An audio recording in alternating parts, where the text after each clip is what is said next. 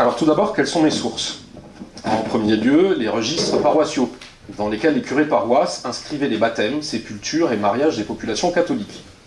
Ceux qui ont compulsé comme moi les registres paroissiaux ont pu constater que de nombreux prêtres sortaient du cadre de leur charge et se livraient sur le papier à d'abondants bavardages. Chroniques villageoises, événements inhabituels, accidents météorologiques, état des récoltes, ou tout simplement de véritables commérages. Ces registres se transforment parfois en de véritables gazettes. Souvent, les ecclésiastiques notaient les raisons pour lesquelles ils n'avaient pu accomplir les devoirs de leur charge, à savoir l'administration des derniers sacrements. En second lieu, les archives judiciaires, qui mettent en scène les femmes, victimes, accusées ou témoins, mais également les déclarations de grossesse rendues obligatoires par édit royal et qui contraignent les célibataires ou veuves à s'identifier devant un juge local. À force de compiler et de retranscrire toutes ces histoires, j'ai créé une page Facebook intitulée Généalogie, sur laquelle je publie quotidiennement des récits extraits des archives ou l'ode à la part belle. Et cette page, avec 46 000 abonnés, a son petit succès, preuve de l'intérêt que beaucoup portent au passé. Alors pourquoi les femmes? C'est un sujet d'actualité. Mais ce n'est pas vraiment moi qui ai choisi ce thème, ce sont plutôt mes découvertes qui l'ont choisi pour moi. Si l'histoire des reines, des duchesses et autres marquises est abondamment documentée par des historiens talentueux d'ailleurs, mon propos portera sur les anonymes de l'histoire, les femmes ordinaires du peuple, servantes, bergères, vachères, paysannes, femmes d'artisans, mendiantes ou encore prostituées, celles dont la vie est oubliée depuis longtemps, celles dont vous n'avez jamais entendu parler. Mon approche est micro-historique, je m'intéresse aux destins individuels. Et mon but n'est pas de réaliser une histoire générale des femmes en France, mais plutôt de vous raconter des histoires vraies. Je ne fais pas œuvre d'historien, mais plutôt celle de conteur, de passeur d'histoire. Et mon cadre géographique porte sur toute la France métropolitaine. Le but est d'approcher au plus près du quotidien de ces femmes et de répondre à une question très générale et très ambitieuse. Comment vivaient-elles? J'essaierai au moins de vous donner quelques petits éléments de réponse. Mais d'abord, j'ai une question à vous poser. Avez-vous déjà réfléchi au nombre de vos ancêtres vivant sous le règne d'Henri IV en 1600? On va peut-être changer de micro. Oui, peut-être. Vous en avez 32 768.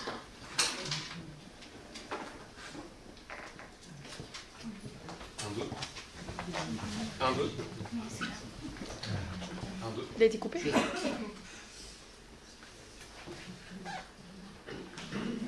Un, deux. Ça marche.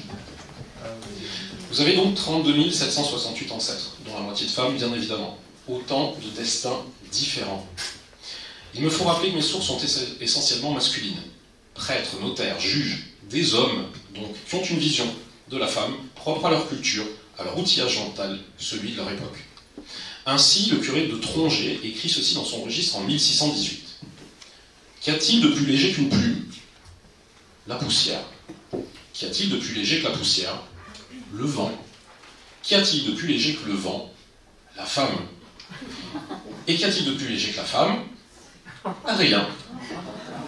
Le ton est donné. Les moments paisibles, heureux, ne laissent guère de traces dans les archives. Ce sont donc des histoires qui finissent souvent mal, en général, que je vais vous raconter. Car la vie est alors très incertaine. Et le curé du Nid-le-Guet nous le rappelle à l'occasion de la sépulture de Marguerite, en 1656, première de ses paroissiennes à être inhumée dans le nouveau cimetière. Alors que le curé en traçait les limites dans le but de construire l'enclos, elle passa en lui demandant ce qu'il faisait. Je cite les documents. Il fit réponse en badinant que c'était un jardin. Elle demanda ce qu'on y mettrait. Il lui dit que ce seraient des fleurs, et que peut-être elle serait la première. La discussion se termine en raillant, et sitôt que le cimetière fut béni, le curé nous dit qu'elle y fut plantée la première. La vie des femmes était alors extrêmement fragile. Mais commençons par le commencement. Par la grossesse, l'accouchement et les dangers de l'enfance. Femme grosse a un pied dans la fosse. Cette sentence résume le péril de la maternité. L'un des rôles majeurs de la femme d'Ancien Régime est le mariage et la procréation.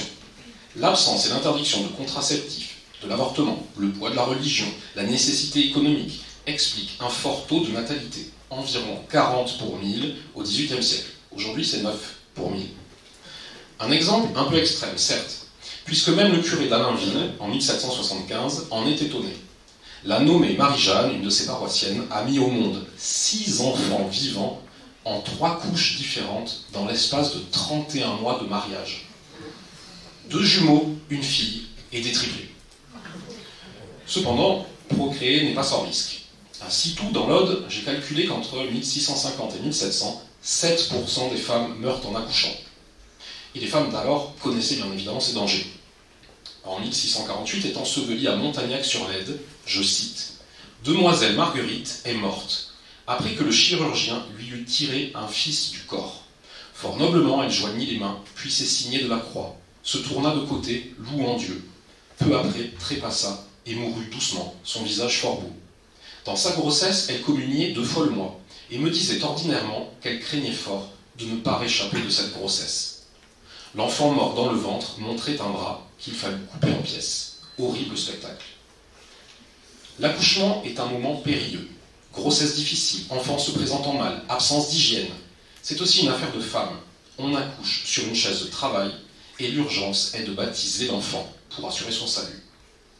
Les matrones sont à la droite, autant que les médecins et chirurgiens, quand il y en a. En 1789, le cahier de doléances de Fontaine de Sologne, rédigé par des hommes, souligne le problème. Je cite, « Il serait bien avantageux pour l'humanité que dans chaque paroisse de campagne isolée et distante des gros endroits, il y eût des remèdes et autres secours fournis avec discernement pour les vrais nécessiteux qui périssent souvent par défaut de soulagement que leur misère rend impossible. Combien d'enfants périssent en sortant du sein des mères qui n'ont point l'aisance d'appeler auprès d'elles la main propre à les aider adroitement dans ce pénible travail. » Au Brignon, en 1642, le curé dénonce l'incompétence du chirurgien local. Notez la plus cruelle entreprise qui se peut faire à l'endroit d'une pauvre femme, exercée par maître Troupel, c'est que Claude Laurent, ayant un gros ventre, ne pouvant accoucher, à son avis et toute vivante qualité, il lui fendit le ventre avec un rasoir et lui tira l'enfant, et à l'instant, elle trépassa, ce qui est un crime punissable. Ayant voulu lui représenter que c'est un crime punissable, il me répondit qu'il ne s'en confesserait pas. À Nancré-sur-Rimarde, Jeanne Rivière meurt en 1657, en couche, pour n'avoir pu mettre son enfant au monde que par l'aide du chirurgien, qui le tira à cause qu'elle n'avait point de force pour l'expulser, étant impotente des jambes et des cuisses. Pourtant, son enfant fut baptisé en son ventre, la tête paraissant au passage, par la sage-femme, en sorte que, pour avoir voulu être marié, il lui en a coûté la vie. En 1625, je trouve à Saint-Amand-le-Vieux un émouvant dialogue entre une mère et sa fille enceinte. Nous avons enterré une fille nommée Jeanne Placier, laquelle avait peur de ce qui lui est arrivé, la mort, et disait, lors de son accouchement, « Hélas, n'y a-t-il pas moyen de me sauver la vie? J'ai bien de quoi m'y faire venir et penser. » Et sa mère disait, « Hélas, ma fille, qu'il est dommage que tu meures en cet âge. Tu as la chair aussi délicate que la chair d'un poulet. » Le curé rajoute d'ailleurs avec un petit peu de perfidie qu'on n'avait pas tant lamenté le fils décédé auparavant que la fille qui fit beaucoup plus de fautes à la maison. Les exemples d'accouchements tragiques sont donc légion dans les registres, et bien que proche du terme, la femme enceinte continue de vaquer à ses ouvrages et de se déplacer. En 1656, Bernardine de Saint-Faust accouche dans un pré, revenant de vendre le pain au village. En 1684, en plein hiver, une sage-femme d'Avranches trouve Marie de Lannoy mendiante en travail d'enfant dans les fossés du bourg. La brave matrone, par charité et devoir de sa charge, la porte dans une maison voisine pour la coucher. Antoinette Michou de Blaneau, en 1755, étant prête d'accoucher, en prenant de l'eau à la fontaine, est tombée dedans et s'est noyée avec son fruit. On travaille jusqu'au bout.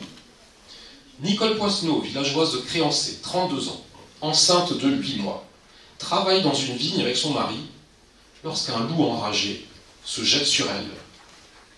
Il la mordit fortement dans le côté, l'étendit par terre, la quitta plusieurs fois et revint plusieurs fois à la charge. Pendant qu'elle faisait des efforts pour se relever, il lui rongea et déchira tout le visage, et généralement toute la tête, lui cassa les dents, et le souvenir seul fait frémir. Plus d'yeux, plus d'oreilles, plus de front, plus de joues, plus de lèvres, plus de figure humaine. Il n'en restait que quelques morceaux de chair hérissés çà et là en forme de pointe. La bouche n'était plus qu'un trou ouvert, noir et hideux. Il ne lui était pas possible d'avancer la langue, quoiqu'elle parlât très haut et assez distinctement, car elle a survécu quelques jours, accoucha de son enfant et mourut quelques jours plus tard, après un véritable calvaire. Il n'est pas rare qu'un enfant soit abandonné et exposé dans un lieu public, afin d'être recueilli et mis en nourrice. Parfois, il est purement abandonné dans un endroit isolé. En 1776, à Chaumont, Élisabeth trouve un enfant âgé d'environ 1 an, exposé nu et couvert de feuilles mortes dans un bois. Une fois l'enfant né, les malformations, les morts subites, maladies telles que coliques, diarrhée, fièvre, dysenterie ou encore le manque d'hygiène, la malnutrition ou les accidents provoquent le massacre des innocents. Il faut 1 enfant sur 2 pour faire un adulte, selon l'historien Pierre Goubert. 20 à 40% des nouveau-nés ne passent pas seulement leur première année. Anne de Ville-sur-Idon, âgée de 9 mois, est trouvée morte dans son berceau pendant que sa mère était allée au moulin, l'ayant laissée seule avec ses petits frères et sœurs. C'est que la femme, qui est chargée de s'occuper des enfants, doit malgré tout vaquer à ses nombreuses charges. François est trouvé mort subitement, sa mère l'ayant couché dans un berceau à porte fermée et l'étant venue voir environ 1 heure après, l'a trouvé mort. La mère ne s'est trouvée coupable de rien, rajoute le curé. L'enfance est l'époque de tous les dangers, et la question se pose systématiquement en cas de mort accidentelle ou subite. La mère est-elle coupable, oui ou non, d'un défaut de surveillance? Faute d'espace et de moyens pour avoir un berceau, le nouveau-né dort avec ses parents dans le même lit, cause de nombreux décès, et sert parfois aussi de prétexte à infanticide. À Carcassonne, dans la paroisse Saint-Vincent, entre 1619 et 1624, en 5 ans, je trouve 5 enfants suffoqués dans le lit, par sa propre mère dans le lit, suffoqués par l'inadvertance de ses pères et mères dans le lit, à l'âge de 4 mois. Les accidents tragiques sont nombreux. À Punereau, en 1745, Élove Charret, 1 an, néanmoins marchant déjà, est tombé proche du feu pendant que sa mère préparait son berceau pour le coucher. Et en tombant, il a malheureusement renversé sur les cendres chaudes un pot plein d'eau bouillante qui, ayant fait rejaillir les cendres sur son visage et sa poitrine et ses bras, et même jusque dans sa bouche, a été cause que ces cendres lui ont tellement brûlé la bouche et la luette qu'il est mort 2 jours après. Cette chute s'est faite si subitement et si inopinément que, quoique la mère fût présente, et même tout près de cet enfant, mais par malheur le dos tourné, elle n'a pu l'empêcher. En 1728, pendant qu'Étienne et sa femme Barbe sont au champ à moissonner près de Faux, leur fils Étienne, 3 mois, a le visage et l'estomac mangés par un porc qui s'est échappé de leur chambre où l'enfant était au berceau, seul à la maison. À Braffet, 1736, un jeune enfant nommé Michel, 7 ans, s'étant trouvé seul pendant les vêpres de ce jour, est monté sur le seuil de la porte d'un pressoir à laquelle il y avait une petite corde doublée qu'il s'est passée au col, en badinant. La porte est ouverte, et l'enfant est demeuré suspendu, et en est mort. En 1792, les villageois de Massé pointent du doigt la responsabilité d'une mère. Isidore, 3 ans, est retrouvé brûlé dans ses hardes par la faute et négligence et abandon d'Anne Odiger, sa mère, qu'il avait laissée dans sa maison avec ses frères, la porte fermée à clé et du feu dans la cheminée. Cette malheureuse et dénaturée mère, nous dit le curé, l'officier municipal, pendant la Révolution, étant dans l'usage notoire de courir à ses plaisirs au lieu de veiller à la conservation de ses enfants. Les cuisses de l'enfant étaient écorchées et ses parties totalement brûlées. Il survécut 2 heures. La faute ici est bel et bien exclusivement féminine. Les accidents peuvent aussi être extérieurs au domicile. À Siran, en 1691, Marguerite Huguet, la fille du meunier, 9 ans, décède violemment. Badinant dans le moulin à vent avec d'autres filles, comme ont coutume les enfants de son âge, elle fut prise par le peigne de la meule à ses coiffures, emportée et écrasée en même temps de la tête.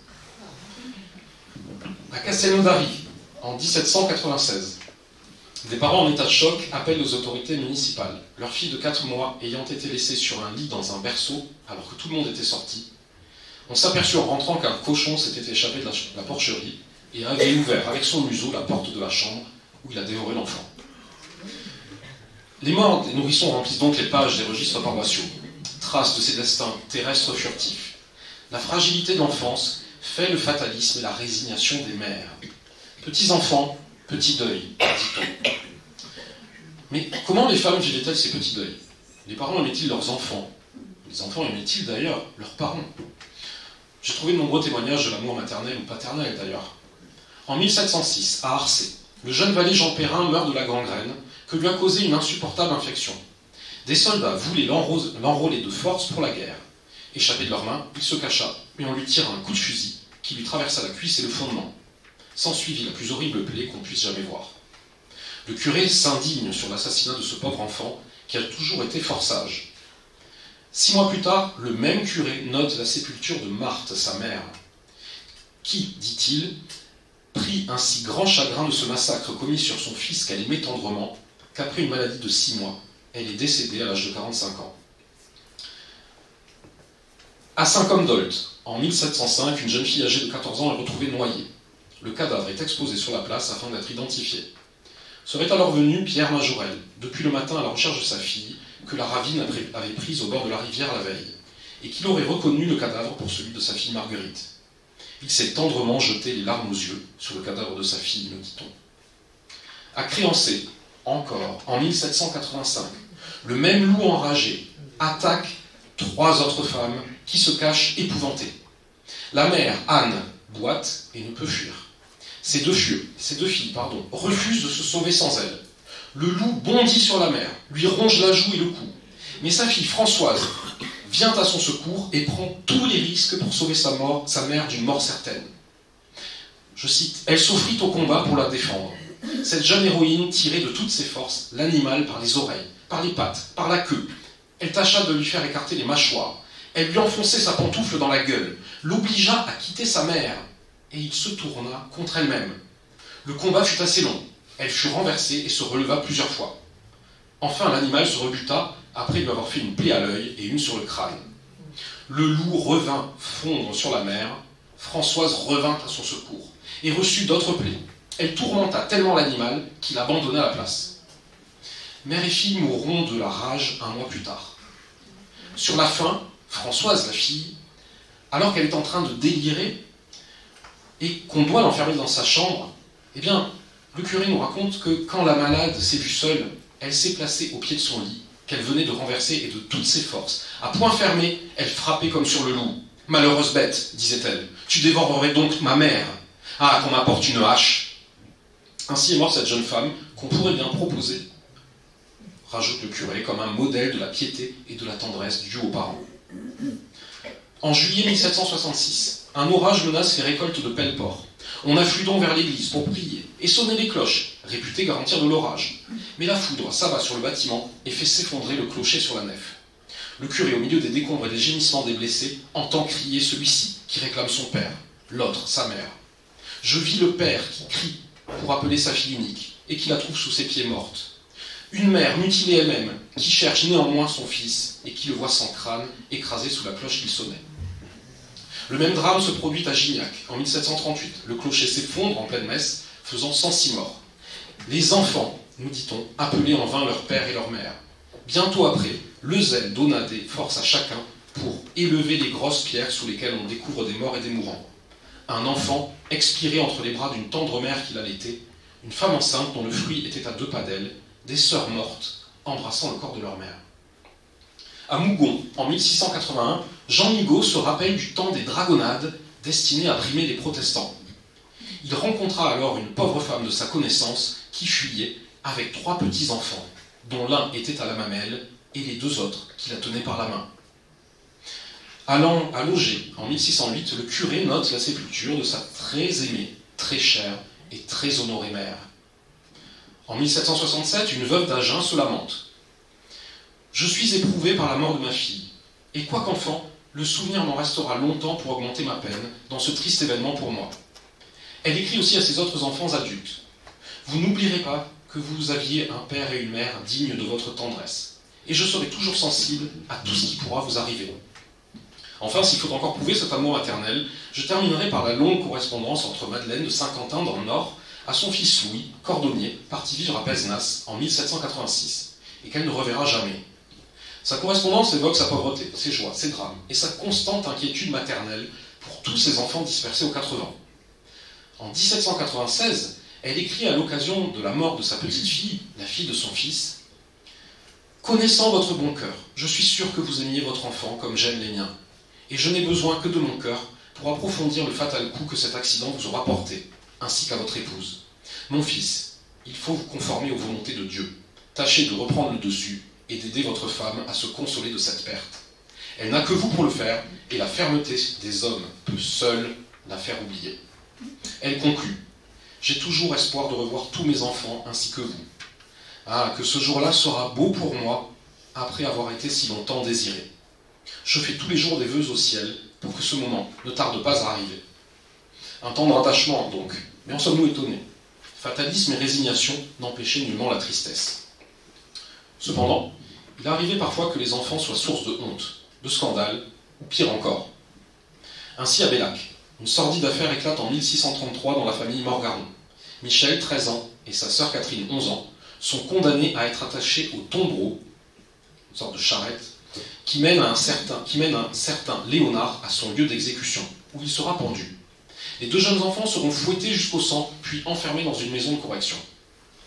Sous l'inspiration de Léonard, les deux enfants couchaient ensemble, commettant inceste et copulation détestable, nous dit-on.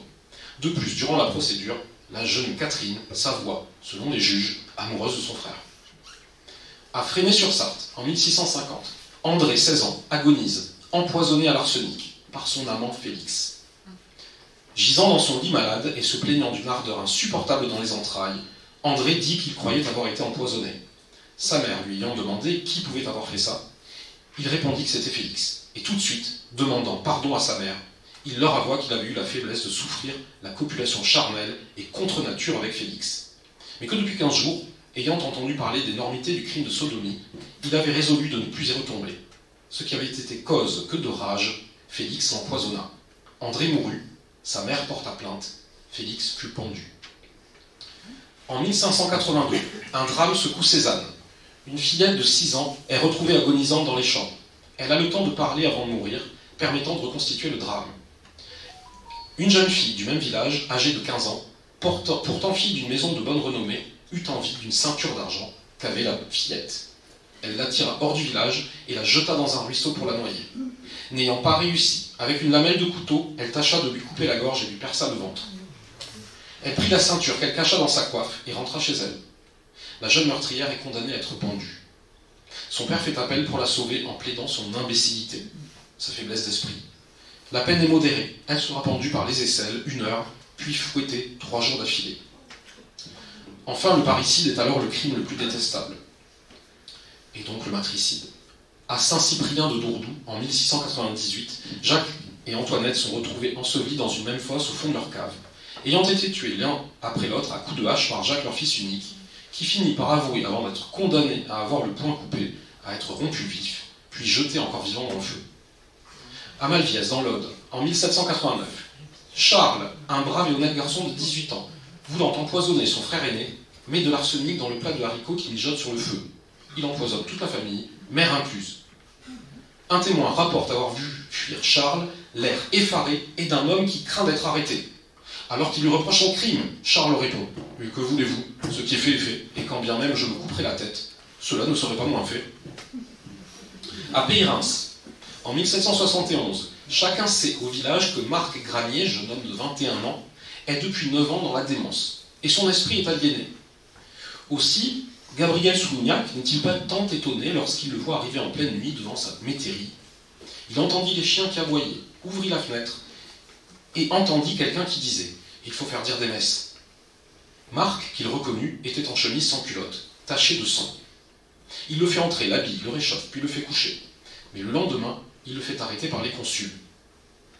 Claire, la sœur du jeune homme, raconte que ces derniers jours, il était dans un emportement continuel, au point qu'il fallait le veiller chaque nuit. En sorte que la veille, Paul, leur mère, le veillait, assise auprès du feu, où il était couché. Vers minuit, sa fureur augmentant, disant qu'il voyait une troupe de diables, leur mère la réveilla avec sa sœur, lui demanda d'aller chercher du renfort. Claire se précipite. Lorsqu'elle revient avec ses cousins, ils découvrent une scène d'horreur. L'enquête raconte que Marc attacha les jambes de sa mère et de sa sœur avec des ceintures, après les avoir jetées à terre, puis écrasa leur tête à coups d'escabelle. Interrogé, le jeune homme nie, puis avoue à demi-mot et fond en pleurs lorsqu'on lui montre le corps de sa mère.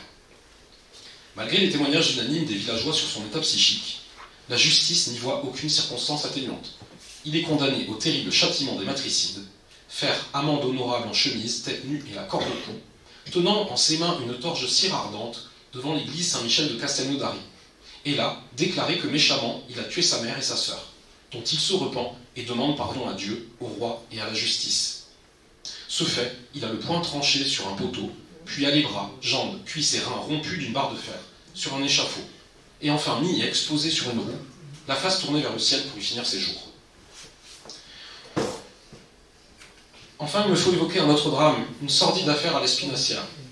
En 1740, une jeune fille de 11 ans est abusée sexuellement par un voisin, quinquagénaire. Profitant de la pauvreté de sa famille, il a tiré la fillette par une poignée de châtaignes avec la complicité de son épouse. Devenir une jeune femme, est donc loin d'être une sinécure. La bonne réputation féminine est un capital immatériel qui tient alors à sa conduite honnête, à sa virginité qu'elle doit impérativement conserver jusqu'au mariage. Pour espérer trouver un bon parti, l'honneur doit être intact. C'est aussi de l'honneur de ses parents, de sa famille, de son nom, de sa maison qu'il en va. Elle en est en partie la dépositaire. Sa conduite doit être aux yeux de tous irréprochable. Être perdu de réputation est une catastrophe sociale. Et Catherine du Chalmot, jeunette de 18 ans, fille du boulanger de Cosne, n'aurait pas dû faire confiance à Joseph et le suivre un soir de juin 1740 pour se promener le long de la rivière. Arrivé sur un pont, Joseph s'enhardit et lui demande des baisers. Elle refuse. Il la presse, insiste, la jette à terre. Elle se défend et crie « Malheureux, je n'aurais pas cru ça de toi. Je suis une enfant. Que dira ma mère ?» Joseph prend conscience de la gravité de son geste et avant de commettre l'irréparable, s'enfuit. Pendant que Catherine tremble que son imprudence ne s'ébruite, et oui, elle n'aurait pas dû partir seule en compagnie d'un garçon, Joseph se vante auprès de ses amis au cabaret, mais bien sûr qu'il a couché avec elle. Et tout s'ébruite. La rumeur, le bruit public, comme on dit alors, court. Et le verdict tombe dans la bouche d'un chacun. C'est une fille de mauvaise vie. À tel point que quelques jours plus tard, Catherine est violemment apostrophée en public par le nommé Glaise, qui lui dit qu'elle était une drôlesse sans honneur. Si je disais à votre père tout ce que je sais sur votre mauvaise conduite, il vous ferait donner des étrivières ou des coups de bâton. Tu es une gueuse approuvée, une coquine, rentre chez toi ou je te ferai pleurer. Les témoins interloqués n'interviennent pas, mais on murmure. Ne devrait-on pas avoir la charité d'en avertir son père et sa mère, si cela est vrai? Cette charité est promptement exécutée, et le père averti en fut tout effréné de colère. Mais il riposte. Confiant dans la parole de sa fille, il attaque en justice. L'honneur des du Chalmot est en jeu. 2 témoins vont sauver la réputation de Catherine. Ils ont vu la scène sur le pont et confirment que Catherine s'est bel et bien défendue contre Joseph, et que cela marque qu'elle est une bonne et brave fille. Les 2 diffamateurs sont condamnés à déclarer publiquement qu'ils ont menti et qu'ils tiennent Catherine pour une honnête fille, et à payer une amende. Catherine pourra se marier 5 ans plus tard. L'honneur d'une fille est donc une affaire de vigilance constante. Veut-on lui nuire et on la diffame à ce sujet? Homme aussi bien que femme d'ailleurs. Rose Cournant, jeune Marseillaise, doit se marier prochainement, en cet été 1776. Mais dit-elle, il est des personnes qui s'occupent du malin plaisir d'empêcher ses noces par des injures qui attaquent sa réputation. Elle se trouve attaquée dans son honneur de la manière la plus atroce. Passant dans le grand chemin au hameau de Saint-Louis, elle avait croisé Rose Boule, qui la montra du doigt en criant à tous ceux qui se trouvaient là. « Si vous voulez connaître une putain et une belle peau, la voilà qui passe. Elle trouve à se marier, c'est une putain. Je sais à n'en pas douter qu'elle a fait un bâtard. » Encore à Cosne, en 1781, Marianne Sabardel et Marie Escudier s'écharpent à la sortie de la messe. Le ton monte et Marie crie hautement devant la foule « Tu es une gueuse, une gourdimande et une hardie. Tout le savon de la ville de Toulon ne suffirait pas pour te blanchir. » On se frappe et on s'insulte de plus belle. « Putain, maquerelle de toutes les putains !»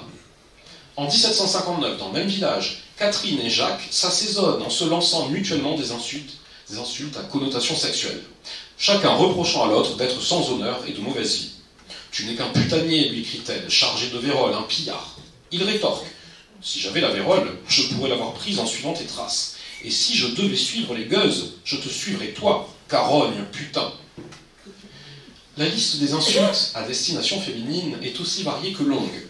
En voici quelques-unes que j'ai pu relever au fur et à mesure de mes recherches dans les liasses judiciaires.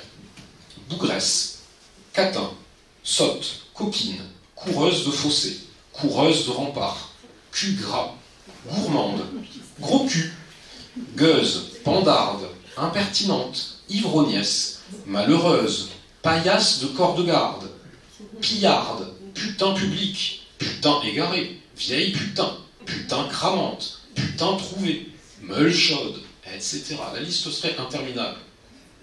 Les parents se doivent donc de veiller sur la réputation et la conduite de leur fille. En 1391, Jean Moinet, laboureur poitevin, désirant corriger sa fille désobéissante et fugueuse, commet le pire. On connaît l'histoire par sa demande de grâce à la chancellerie royale. Il explique qu'il portait un très grand amour à sa fille Jeanne, 13 ans, on va le voir. Mais elle commençait à mal agir et par malice gâter et dissiper les biens de son père. Elle fuguait avec un garçon et des voisins la lui ramenaient. Il s'était efforcé de lui montrer ses défauts et par batture de petites verges, il espérait qu'elle prendrait un bon comportement.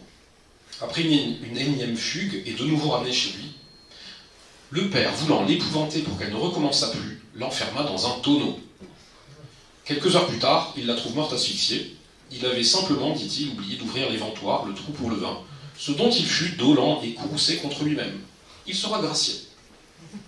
À Félavineuse, en 1399, Jean Mesmer a 2 jeunes et jolies filles bonnes à marier. Mais il se méfie de sa voisine Denise, femme de mauvaise vie, qu'il soupçonne de corrompre ses enfants. Lorsqu'il apprend, par sa fille, que Denise lui a conseillé de s'abandonner au péché avec un homme, ni une ni deux, il se rend chez elle, la somme d'un coup de bâton, et lui crève les 2 yeux à la main, s'il vous plaît. Ce qui menace directement l'intégrité physique, l'honneur d'une fille et donc sa réputation, c'est le viol, dont elles sont victimes dans des proportions élevées et qu'on ne peut pas calculer. Isolée, seule, la femme peut être en proie, peut être une proie, et sa vie basculer à tout moment. L'agression peut se produire n'importe où, chez son maître, lorsqu'on est servante, en chemin, dans le bois, au moulin, dans les champs, dans la rue, et même chez soi. Une constante. Les viols dont nous avons la connaissance sont ceux qui ont généralement été suivis d'une grossesse, qu'il fallait, pour les célibataires ou les veuves, c'était la loi, déclarée en justice. L'agression peut d'abord être verbale ou gestuelle. La déposition de Jeanne-Marguerite de Peyrin en 1733 est éloquente. Elle dépose que mercredi, toute sa famille étant à la campagne et elle étant à sa fenêtre, Pierre Bertrand, lui aussi à sa fenêtre, lui dit « À cette heure que vous êtes seul, j'irai vous tenir compagnie. » Lui ayant dit qu'elle n'en avait que faire, Bertrand lui dit qu'il irait bien coucher avec elle. Elle rétorque qu'elle n'avait pas à faire d'une pareille compagnie. Mais il continue « Je sais de vos nouvelles, vous avez été avec un garçon. » Malgré ses dénégations, il lui fit des signes, joignant le pouce avec l'index, de sorte qu'il faisait un cercle et y mettait un doigt de l'autre main dedans. Ensuite, il portait la main à sa gorge et à ses parties. Voyant cela, elle s'enferma. En 1717, Jeanne de Citou, alors servante, chemine vers un mas voisin rendre visite à sa sœur. Passant dans un bois, elle rencontre un jeune homme inconnu qui, brutalement, la fait écarter du chemin vers le bois où il la jette à terre. Thérèse de Bagnoles se plaint contre 2 quidams dont elle ignore le nom, disant que revenant de Conques pour prendre du pain, s'étant retardé sur le soir pour rentrer à Bagnoles, ces 2 personnes la saisirent, lui bandèrent les yeux avec un mouchoir et la couchèrent à terre. À la Camourgue, en 1753, c'est à l'occasion de la foire locale où elle est venue que Marie, veuve et mère de 5 enfants, dormant sur le champ de foire sous des arbres, est enlevée par 3 hommes et violée en réunion. Secourue, mais trop tard, elle porte plainte et raconte qu'elle priait Dieu de lui accorder miséricorde après un tel malheur. « Ah mon Dieu, qu'est-ce qu'on m'a fait faire » dit-elle.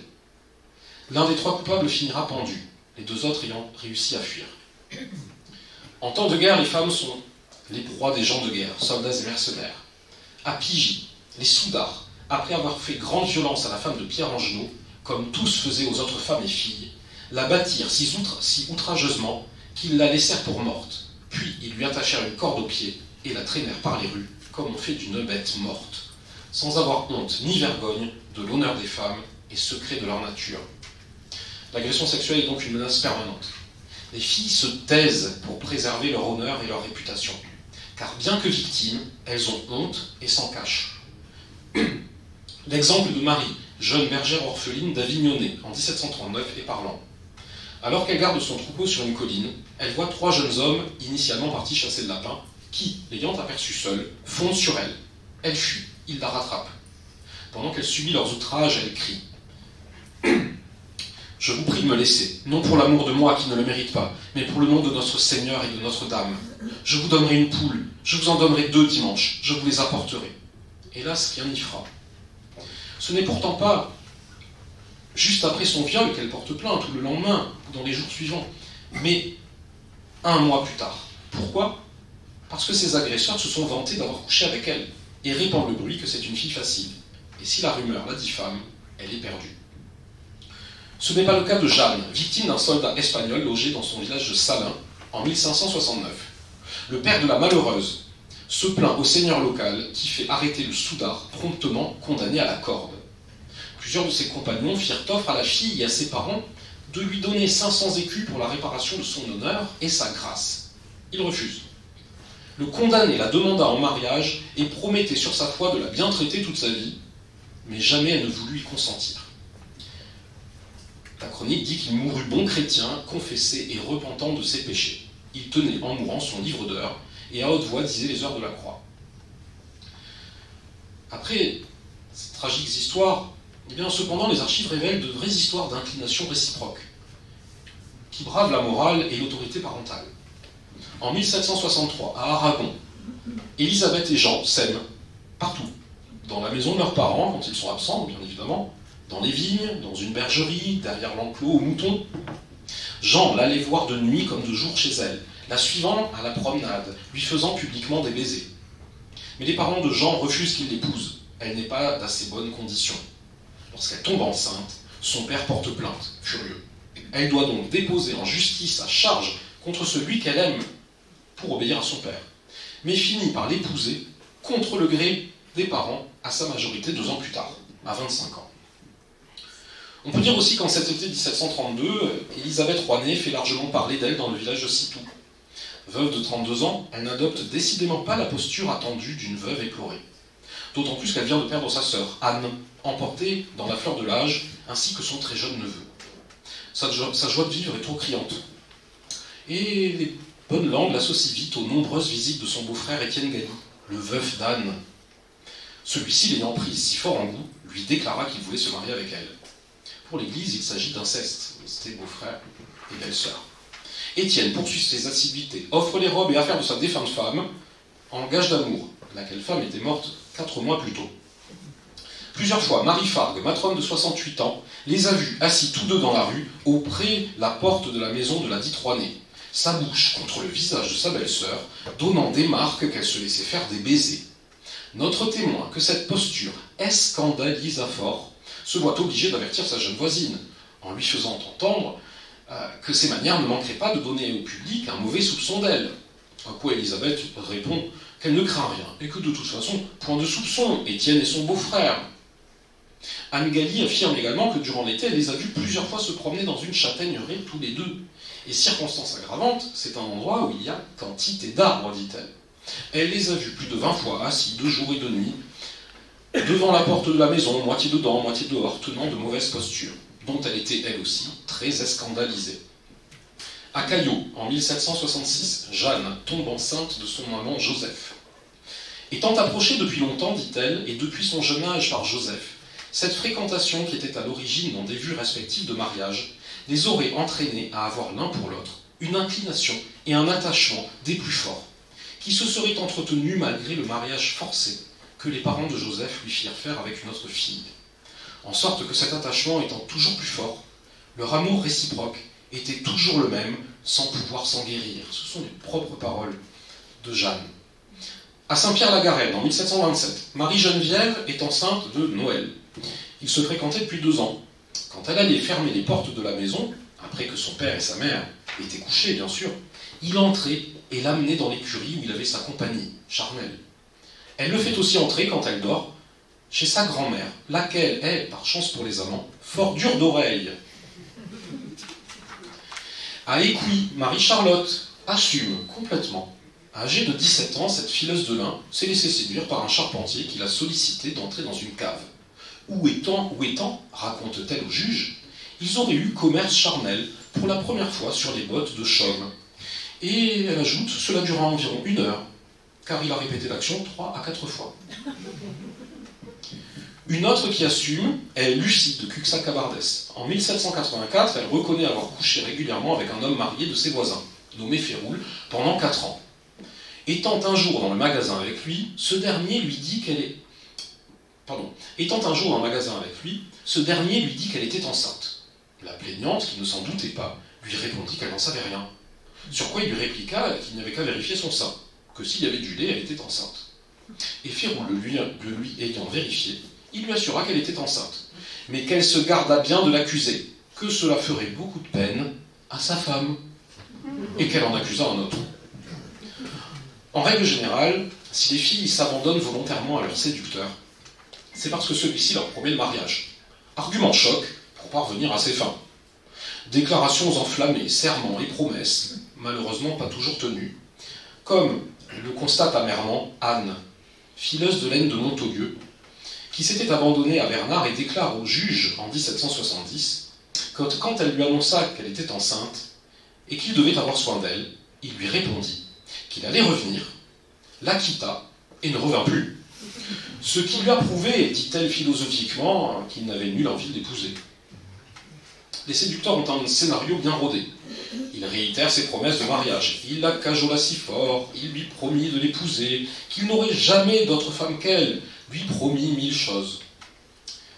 Cependant, déshonorées, les filles célibataires enceintes, je l'ai dit, doivent déclarer leur grossesse au juge local. Mais elles peuvent porter plainte également contre le géniteur et réclamer qu'il subvienne aux besoins de l'enfant à naître, et qu'il l'épouse s'il est célibataire. Et parfois cela marche.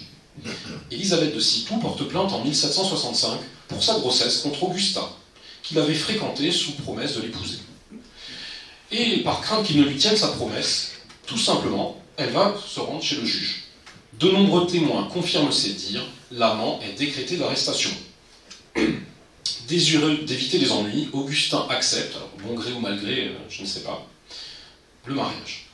Élisabeth a eu ce qu'elle voulait, en instrumentalisant la justice. Elle lui a forcé la main, elle ne sera ni la mère d'un bâtard, ni la putain du village. D'autres vont encore plus loin. Charlotte, 22 ans, d'Avranches, à la corde au cou. Elle est condamnée pour avoir mis le feu dans une maison de nuit afin de se venger d'un particulier qui l'avait engrossée sous promesse de mariage, et ne l'aurait pas voulu ensuite. Elle avait affirmé publiquement qu'elle le brûlerait s'il ne l'épousait. Promesse tenue. Même si certaines peuvent se montrer combatives, d'autres se laissent aller au désespoir. De dépit, Marianne, 21 ans, à Montboissier, par un petit matin de l'été 1787, se jette du haut d'un pont et se tue volontairement sous les yeux des lavandières. Le curé note dans son acte de sépulture que cette fille était passablement jolie et qu'elle s'est précipitée du pont par un désespoir de dépit amoureux. En 1781, le corps à moitié enseveli de Marguerite Coquille est découvert dans un champ de Castan. On l'a cherchée depuis plusieurs jours. Elle avait disparu de chez son maître, Paul Hébreau, où elle était servante. Sa sœur Louise raconte au juge qu'il y a quelque temps qu'elle soupçonnait, ainsi que sa mère et sa sœur, que Marguerite était enceinte et qu'elle était des œuvres du dit Hébreau. Le jour de la fête Notre-Dame, comme elle était avec sa mère et sa sœur, elles rencontrèrent Marguerite près de la chapelle Notre-Dame. Et là, elles la pressèrent de leur avouer si elle était véritablement enceinte. Mais elle se mit à pleurer et ne fit aucune réponse. Marguerite se mit à pleurer encore davantage, sans pourtant jamais répondre. Enfin, la déposante lui ayant représenté que peut-être son maître lui avait donné de l'argent pour l'engager au silence, mais qu'elle avait tort de le garder, Marguerite fit un soupir en levant les yeux au ciel et en disant « Il est même mon Dieu !» Et elle n'a pas dit davantage. Elles ne la reverront jamais. Pour beaucoup, une fille qui s'abandonne aux hommes, à des enfants illégitimes, est une putain. Certaines assument, d'autres ont trop honte. En 1715, le curé fulmine sur son registre à Quincibas. Il a baptisé Marie-Françoise, fille bâtarde et illégitime, de, je cite, l'abominable, indigne et impudique femme publique et adultère, Françoise, vigneronne et d'un valet, déjà marqué. À Saint-Aubin, le prêtre a 2 paroissiennes dans le collimateur. Anne, qu'il qualifie de la plus laide et insigne putain de Saint-Aubin, accouchée pour la 4e fois d'un bâtard. Et Jeanne, appelée la brûlée pour sa beauté, la reine des putains, qui accouche à son tour d'un enfant illégitime. Quel malheur pour notre ecclésiastique d'avoir de telles pécheresses parmi son troupeau. Citons encore Marie qui accouche en 1671 d'un bâtard, fils illégitime de plusieurs pères, puisque tout le monde y est bienvenu, né de ses impurs embrasements. En 1752, à la Bessères-Saint-Marie, une vachère a fauté. Peu après son accouchement, sa famille renvoie le petit bâtard dans un panier devant la porte de la maison du géniteur. Retour à l'expéditeur. À Cîteaux encore, les parents de Marguerite Guiraud, 20 ans, sont furieux. Pendant qu'ils coupaient le seigle dans les champs, leur fille folâtrait régulièrement avec son amant à la maison. Quand il découvre sa grossesse et que la rumeur embrase le village, il la chasse, manu militari de la maison. Pour comble d'humiliation, le village attribue la paternité au curé local, qui porte plainte. Réfugiée chez son oncle, elle doit jurer devant les consuls que non, non, non, ce n'est pas lui le père.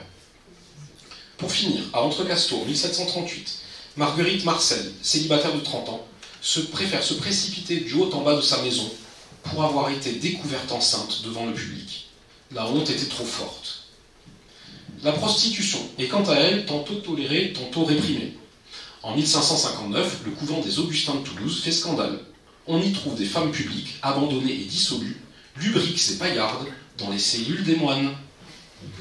3 d'entre elles seront pendues. Les moines seront mutés dans un autre couvent. En 1682, les capitouls toulousains jugent plusieurs putains et maquerelles, entre guillemets. Une est pendue, 2 autres sont plongées, enfermées dans une cage dans la Garonne, pour le plus grand bonheur du public, venu nombreux. Une autre est ensuite fouettée. Encore dans la ville rose. Le 28 septembre 1771, on promena par toute la ville une maquerelle et putain publique appelée Marion, de l'âge de 32 ans. Condamnée à être promenée, montée sur une ânesse, le visage tourné vers la queue, coiffée d'un casque de plumes orné de grelots et de sonnettes, ayant un placard devant et derrière avec ces mots écrits « Maquerelle publique ». Elle fut conduite à la vue et aux huées d'un peuple innombrable qui bordait les rues. Pour éviter le déshonneur, par crainte d'un père, d'un mari ou simplement par misère, certaines pouvaient être tentées, soit d'abandonner l'enfant, soit de le tuer. À la Grattevinière, en 1450, Jeanne, déjà mère de 6 enfants, est veuve. Elle couche avec un maréchal Ferrand, dont elle tombe enceinte. Par honte et crainte de sa mère et du beau-père chez qui elle vit, elle cache sa grossesse, enfant seule dans sa chambre. Elle emmaillote le bébé qui vagit et crie. Par peur d'être découverte, elle l'étouffe, lui frappe la tête contre le mur et le jette dans la rivière. Elle dira lors de son procès qu'elle avait grand peur d'être vilainée, blâmée et rejetée par ses parents et amis, qu'elle était tentée du diable. En prison, nous dit-on, elle souffre grand-peine et détresse. À Guignon, en 1526, Guillemette, fille unique, vit avec ses parents dans une ferme. Elle vient de convoler avec Rémy, avec qui elle n'avait jamais couché. Mais avant les noces, elle a fauté avec un autre et se trouve enceinte. Le nouveau marié trouve que sa femme grossit bien vite et fait ses calculs. Tout le monde jase, le mari fulmine, la menace de l'attaquer en justice, si l'enfant n'est pas de lui. Les parents de Guillemette prennent conscience de la dangereuse situation de leur fille. Le père, un soir au coin du feu, lui demande ses aveux qu'elle confesse en pleurant. Il aime sa fille. Il propose de tuer l'enfant secrètement, dès qu'il naîtra. Elle refuse. Père et mère insistent. Si elle ne le tue pas, son avenir sera ruiné. Elle sera diffamée à jamais et abandonnée de son mari. Le jour de l'accouchement arrive. Le père étrangle le malheureux innocent et l'enterre derrière la maison, faisant croire au mari à une fausse couche. Cependant, les voisins parlent. La justice, alertée, finit par découvrir le petit corps. Ils sont emprisonnés. Guillemette craque et avoue. Elle s'accuse d'avoir tué l'enfant. Ses parents, voulant la protéger, s'accusent d'eux-mêmes. Ces 2 derniers finiront au bout d'une corde. Guillemette, par l'intervention de son mari, qui finalement veut bien la reprendre, sera graciée, dolente à tout jamais, nous dit-on. Elle souffre et porte en grande peine et calamité la mort et peine qu'ont souffert ses parents par sa faute. En règle générale, on n'épouse pas par choix ou par amour, mais on prend celui que les parents ont choisi. L'union est avant tout un arrangement économique entre 2 familles. À Flers, Juliane Hu veut obtenir une dispense de consanguinité pour pouvoir épouser son cousin au 4e degré. Point d'amour dans ce désir. La lettre nous dit que si le mariage ne se faisait pas, cette fille en aurait un dommage notable et serait en danger de ne trouver aucun parti, tant à cause de son âge qui est de 26 ans, elle se fait vieille, qu'à cause d'un défaut qu'elle souffre au corps.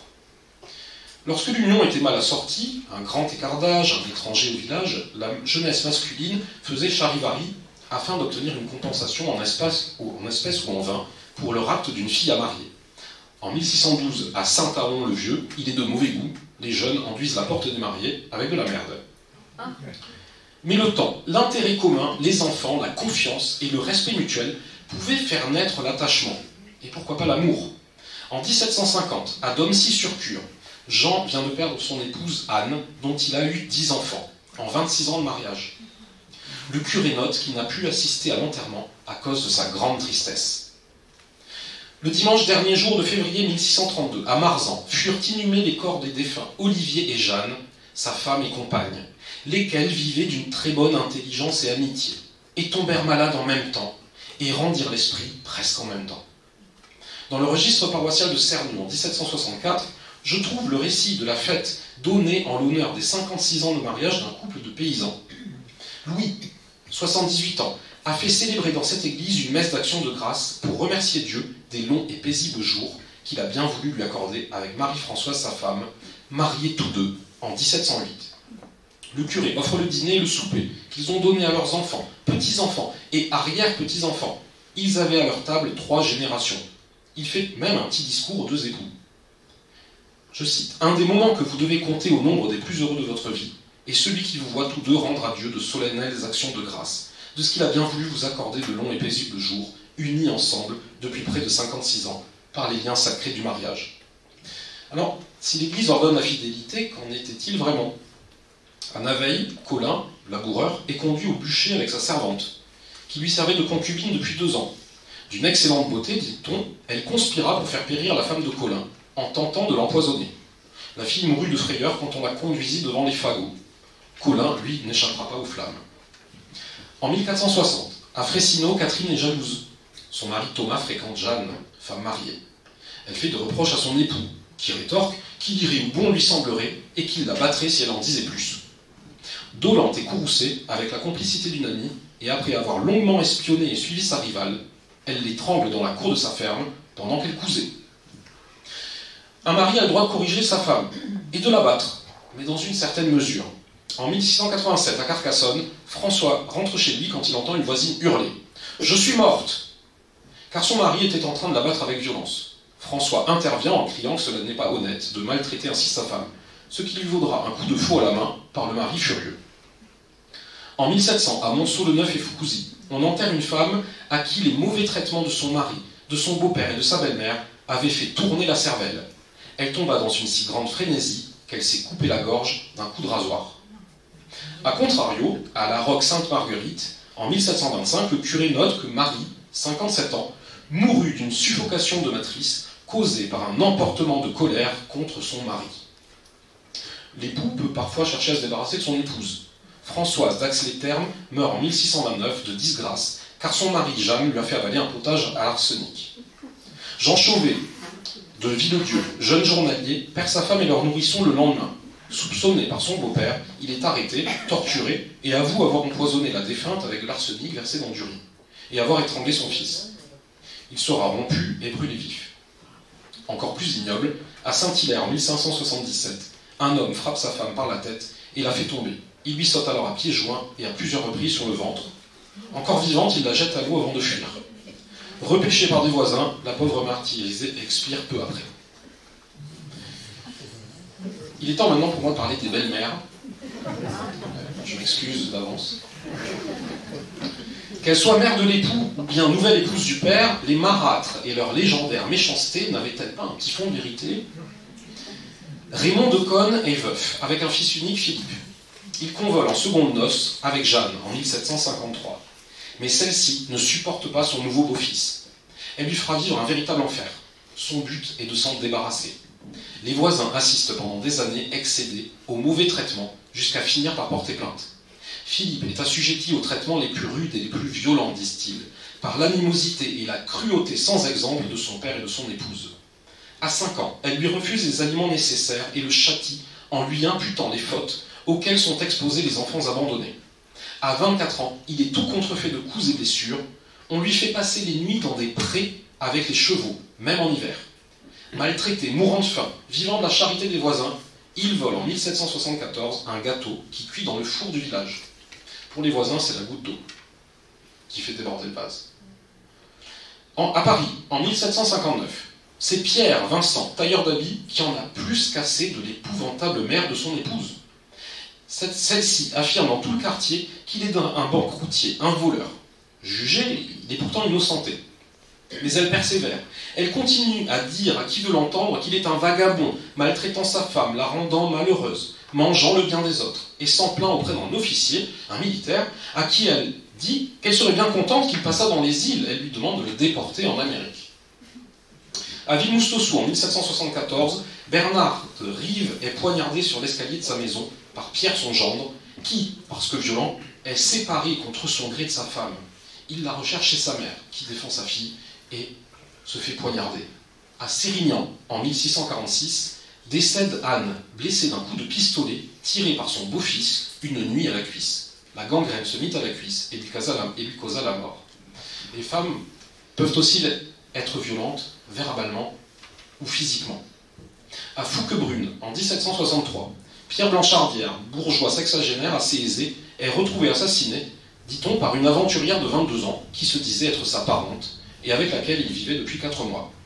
Elle eut la barbarie et l'inhumanité, après lui avoir donné plusieurs coups de massue sur la tête, d'enlever des planches près du lit et de jeter son cadavre dans la cave en dessous, où elle le décapita, lui coupa les 2 bras, ses cuisses, lui arracha les entrailles et dispersa tous ses membres. Emmena dans la nuit son cheval et ses meubles les plus précieux.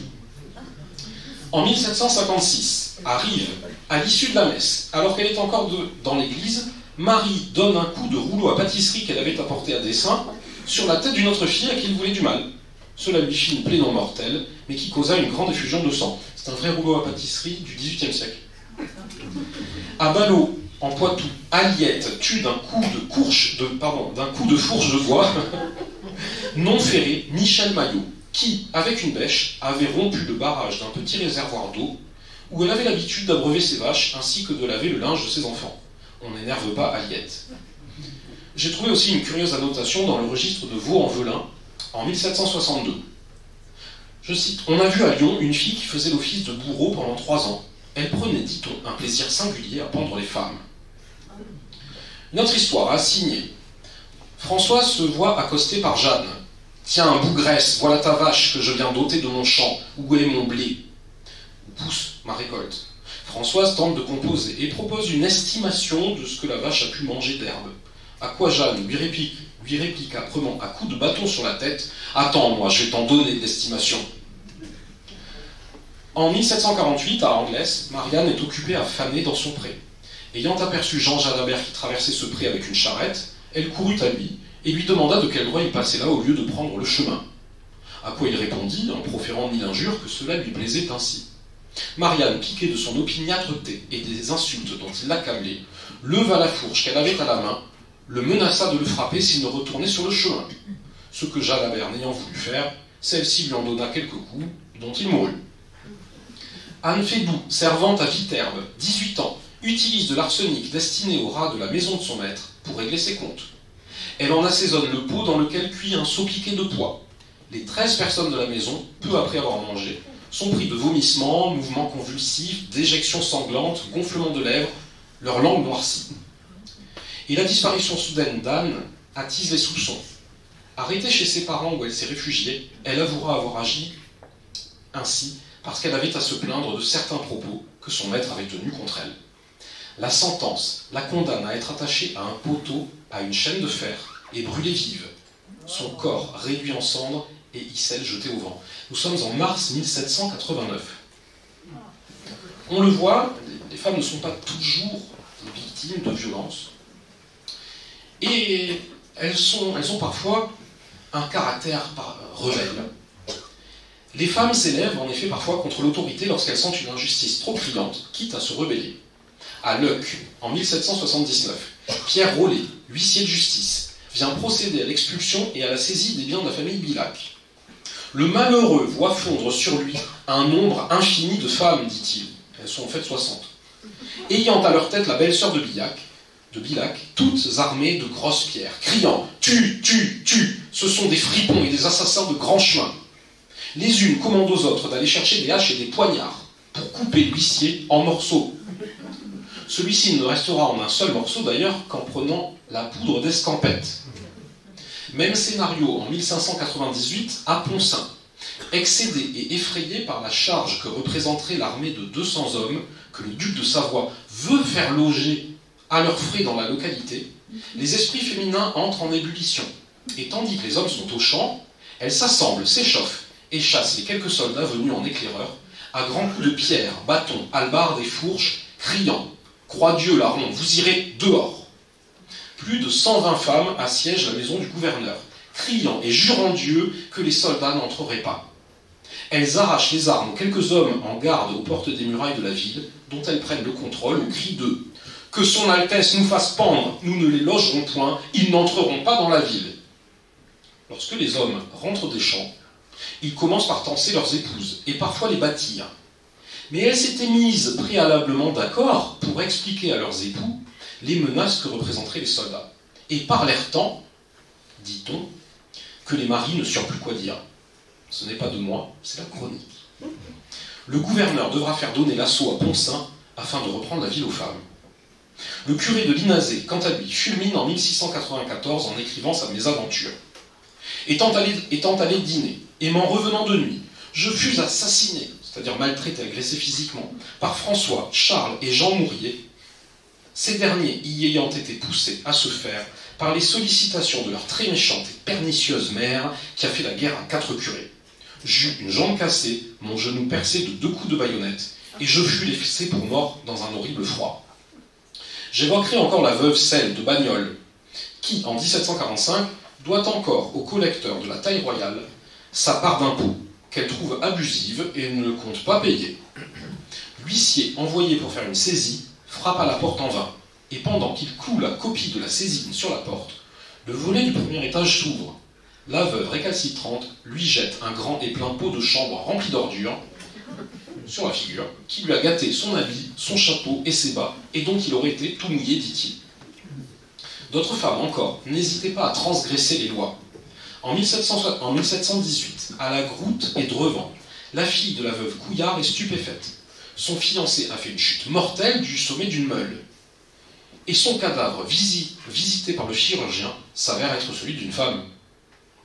De même, à Senlis, en 1751, un jeune garçon servant de manœuvre dans une carrière et une forge, âgé de 25 ans, meurt accidentellement au travail. Une pierre l'assomme en chutant sur lui. Le chirurgien appelé reconnaît alors que le prétendu garçon était en réalité une fille. Était-ce une manière d'avoir un meilleur salaire? En 1707, un baroud d'honneur. Guillaume Madré et sa femme Jobin sont condamnés à être pendus pour vol. Le curé relate que ces 2 misérables moururent dans l'impénitence. Alors que le bourreau tire par la corde la femme Jobin pour lui faire gravir l'échelle de la potence, le monte à regret comme on disait, cette dernière, excédée et enragée par le religieux qui monte avec elle pour l'exhorter à se repentir, elle lui donne un furieux coup de pied qui fait tomber de haut cet ecclésiastique zélé. Mais le temps passe, et j'abuse, je crois, de votre indulgente patience. J'aurais encore tant à dire. Sur l'hygiène, les plus pauvres grouillent de vermine. Une veuve, par exemple, en voulant brûler des punaises autour de son lit, met le feu à sa maison et au village.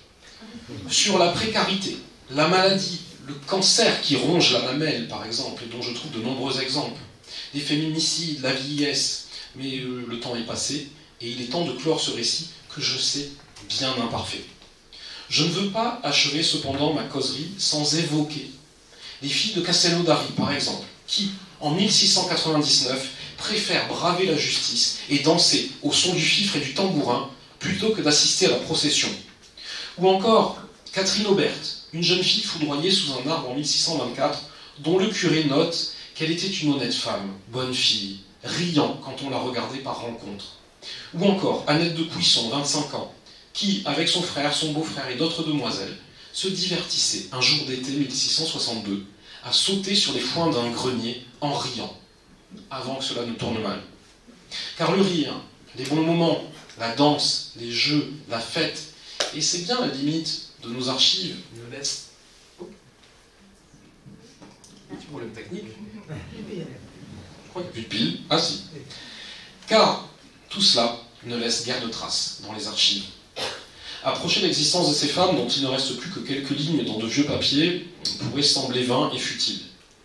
Pourtant, leur résilience face à la pression sociale, morale, religieuse, parentale, conjugale, face aux violences et événements de toutes sortes, leur capacité à composer et à affronter leur destin avec les moyens dont elles disposaient, nous ont permis d'être là, ici, aujourd'hui.